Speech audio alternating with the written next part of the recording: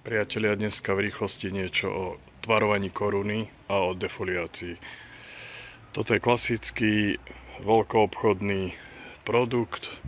Je to ficus Tigerberg alebo Kimen, nesprávne predávaný ako retusa alebo označovaný. V čom je hlavný problém? Má síce veľa zelenej hmoty, vyzerá to pre laika super, ale proste nepodobá sa to vôbec na strom. Všetky tieto konáre, ktoré smerujú hore, jednoducho musia ísť preč. Musí sa to tvarovať. Netreba sa báť proste ten strom radikálne zrezať. On kompletne obraší a získate dobrý výsledok. Takže je to buď defoliácia, sa to nazýva, keď dáme všetky listy preč, alebo jednoducho riadne zrezať a ukážem vám v nasledujúcich minútach, ako to vyzerá, keď sa to spraví. Takže keď sa to všetko odstráni, všetky vetvy, ktoré smerujú kolmo hore, kolmo dole, sa odstrihnú, natvarujú sa jemne, možno iba niektoré základné vetvy a úplne sa odstrihajú všetky konáriky, tak máte možnosť vidieť, že na koncoch tých konárov sa začnú tvoriť nové maličké listočky, ktoré kompletne ten strom olistia. Keď je teplo, svetlo, čiže na konci jary, v lete to spravíte na fikuse, tak vám kompletne naraší a bude sa to podobať na strom. Takže netreba to sa báť, to dať kompletne dole. Po mesiaci sa udeje to, že tie listočky kompletne obrašia a vy ich môžete začať strihať. A vytvoríte si pekné poschodia na tom strome. A jednoducho ako celok to začne vyzerať ako starý strom. Čiže všetky tie ťahuníky, čo smerujú hore, dole, všetko treba buď natvarovať alebo odstrániť. Treba sa trocha s tým pohrať a za pol roka máte z toho relatívne pekný strom. Takto to vyzerá zhruba mesiac od toho, čo bolo v predchádzajúcom momente natočený ten zostrihaný stromček. Takže vidíte, keď je teplo, ide to rýchlo.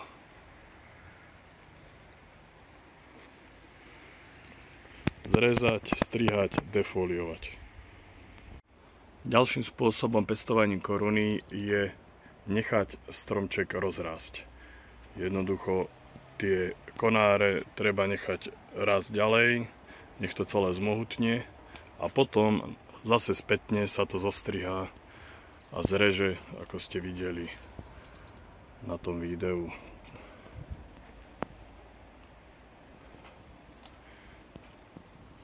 Následne, keď sa to zase zreže, tuto vidno, že je napríklad zrezaný ten konár, spätne to naraší a zase môžete tvoriť tie poschodia.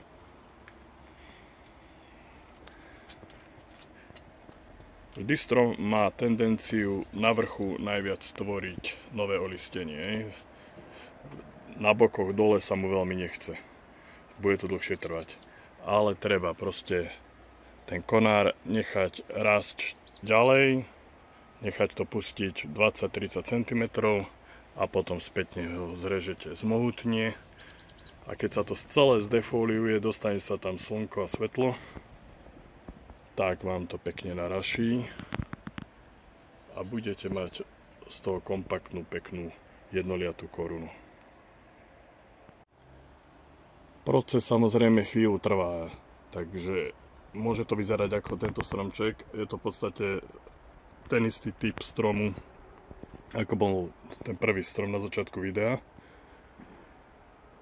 Čiže hore už striháme, už nepúšťame, doľaďujeme a tu jednoducho dole treba to nechať rozzerať, zmohutnieť.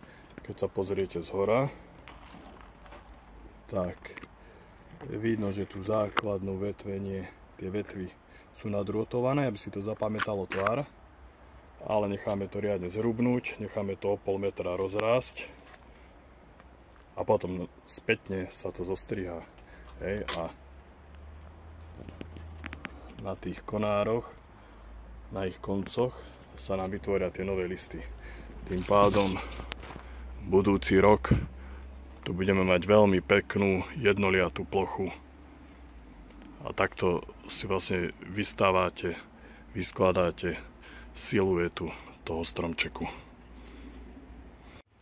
Opakovaným tvarovaním koruny, drôtovaním alebo sťahovaním vetiev smerom dole docielime to, aby ten stromček sa prestal stále dvíhať do hora, ale postupne pekne začal klesať, ako keby to boli staré konáre.